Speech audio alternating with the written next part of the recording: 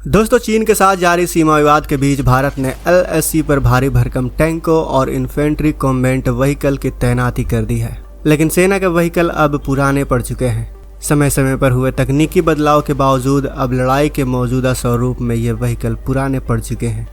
इसी ज़रूरत को पूरा करने के लिए भारतीय सेना ने आधुनिकीकरण की प्रक्रिया तेज कर दी है। इसी के मद्देनज़र सेना ने नए आधुनिक इन्फेंट्री कॉम्बैट व्हीकल के लिए बुधवार को टेंडर जारी कर दिया है। आत्मनिर्भर भारत अभियान और मेक इन इंडिया के तहत कुल 1750 फ्यूचरिस्टिक इन्फेंट्री कॉम्बैट व्हीकल भारतीय सेना को लेने हैं। ये फ्यूचरिस्टिक इन्फेंट्री कॉम्बैट व्हीकल 80 के दशक के कॉम्बैट व्हीकल BMP-2 की जगह लेंगे। सेना की तरफ से जो RFI यानी रिक्वेस्ट फॉर इंटरेस्ट जारी की गई है, उसमें जिक्र है कि यह ऐसे फ्यूचरिस्टिक इन्फेंट्री कॉम्बैट व्हीकल होंगे जिनका इस्तेमाल नॉर्दर्न बॉर्डर यानी कि लद्दाख, सेंट्रल सेक्टर और सिक्किम के इलाके में आसानी से किया जा सकेगा। तो चलिए जानते हैं भारत के इन नए इन्फेंट्री कॉम्बैट व्हीकल के बारे में। लेकिन वीडियो में आगे जाने से पहले इस वीडियो को लाइक करें, अपने दोस्तों के साथ शेयर जरूर करें, इससे हमारी बहुत बड़ी मदद होगी। दरअसल दोस्तों, इन्फेंट्री कॉम्बैट व्हीकल का असली काम जंग के मैदान में सैनिकों को दुश्मन की गोलीबारी से बचाते हुए आगे बढ़ाना होता है। आसान भाषा में अगर कहें तो ये लड़ाई के दौरान टैंक फॉर्मेशन के साथ साथ ये मैकेनाइज्ड इन्फेंट्री के व्हीकल उनके साथ साथ चलते हैं।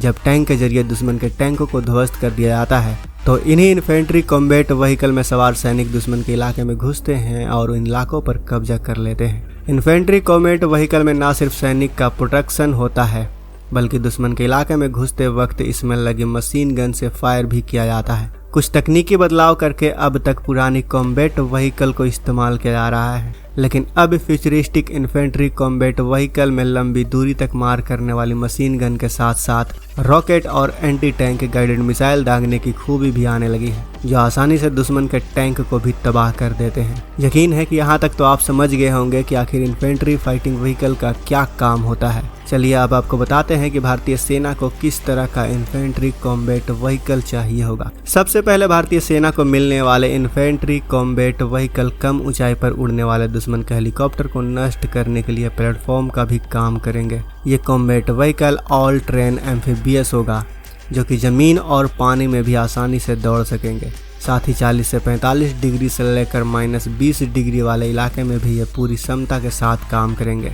भारत जिस इन्फेंट्री कॉम्बैट व्हीकल को बना रहा है उसकी लाइफ 32 साल से कम नहीं होगी। साथ ही इस व्हीकल की सड़क पर 70 किलोमीटर प्रति घंटे से ज़्यादा और रेगिस्तान में 35 किलोमीटर प्रति घंटे से ज़्यादा और सड़क पर रिवर्स स्पीड 20 किलोमीटर प्रति घंटे से ज़्यादा की होगी। इसके अलावा कम से कम 70 से 100 कॉम्बैट व्हीकल हर साल भारतीय सेना को सप्लाई करने होंगे। यही नहीं, व्हीकल को आसानी से ट्रेन की बोगी में चढ़ाकर एक जगह से दूसरी जगह तक ले जाने की खासियत भी होगी। बहरहाल एक हफ्ते के भीतर इस फ्यूचरिस्टिक इन्फेंट्री कॉम्बैट व्हीकल की RFI पर अपना जवाब देना है। आपको बता दें कि फ्यूचरिस्टिक इन्फेंट्री कॉम्बैट व्हीकल के लिए अमेरिका ने भारत को तोहफा दिया है। दरअसल भारत और अमेरिका चीन का मुकाबला करने के लिए स्ट्राइकर आर्मेड व्हीकल के ज्वाइंट प्रोडक्शन पर सहमत हो गए हैं।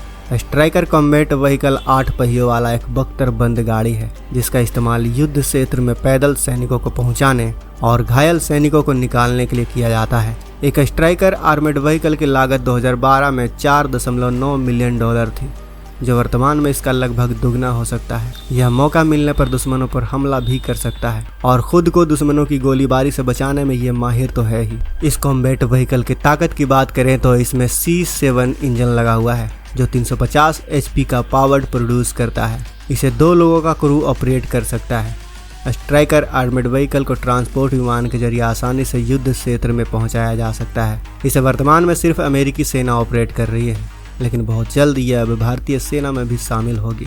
स्ट्राइकर आर्मेड व्हीकल में 50 कैलिबर की M2 मशीन गन या 40 mm का MK19 ग्रेनेड लॉन्चर भी लगा हुआ है, जो एक एक करके प्रोटेक्टर RWS यानी रिमोट वेपन स्टेशन से कनेक्टेड रहता है। स्ट्राइकर को 4 wheel drive all wheel drive में बदला जा सकता है, जिससे यह पहाड़ी, मैदानी, दलदली, रेतीली समेत सभी तरह की जमीन पर आसानी से चल सकता है। इसकी ऑपरेशनल रेंज 500 किलोमीटर है। स्ट्राइकर कॉम्बैट व्हीकल 97 किलोमीटर प्रति घंटे की टॉप स्पीड से दौड़ सकता है। स्ट्राइकर कॉम्बैट व्हीकल में 2 क्रू मेंबर के साथ 9 सैनिक को युद्ध क्षेत्र तक पहुंचाया जा सकता है। इसकी लंबाई 22.10 फीट, चौड़ाई 8.11 फीट और ऊंचाई 8.8 फीट है। भारत और अमेरिका इसे साथ मिलकर आत्मनिर्भर भारत के तहत भारत में ही बनाने वाले हैं। आपको बता दें कि अमेरिका के बाद स्ट्राइकर को सेना में इस्तेमाल करने वाला भारत दूसरा देश होगा। इसी से आप अंदाजा लगा सकते हैं कि यह कितना खतरनाक होने वाला है,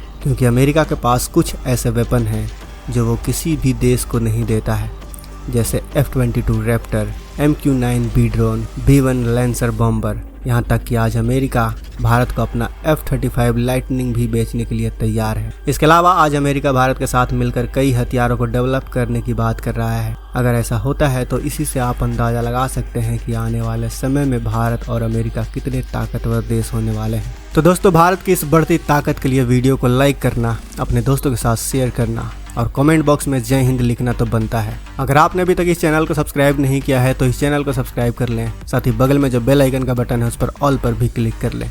मिलते हैं अगले वीडियो में। जय हिंद, जय भारत।